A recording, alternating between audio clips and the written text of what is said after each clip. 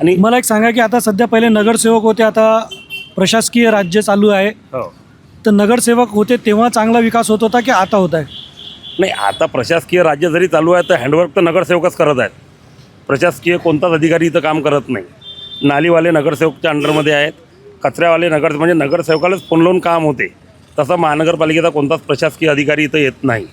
आणि इतकी मोठी नाली झाली, 98 लाख रुपयाची नाली आहे झालेली, कोणताच प्रशासकीय अधिकारी इथं आला नाही. आम्ही कंप्लेंट केली गुजर साहेबांना बी, तिथं गुजर कोणताच अधिकारी इतक्या मोठ्या कामात इथं कोणताच महानगरपालिकेचा अधिकारी आला नाही की या नालीचं कंस्ट्रक्शन कसं झालं, काय झालं, का बरं अर्धवट राहिलेलं आहे. या नालीचा ढाल इकडे पाहिजे, या नालीचा ढाल तिकडे निघालेला आहे. इंजिनियरला इथला जो इंजिनियर होता ज्याच्या हाताखाली हे काम होतं त्यांना आम्ही कंप्लेंट केला. तो म्हणे मी इंजिनियर आहे की तुम्ही आहे, म्हणजे तो त्यानं उलटं उत्तर आपल्याला दिलं.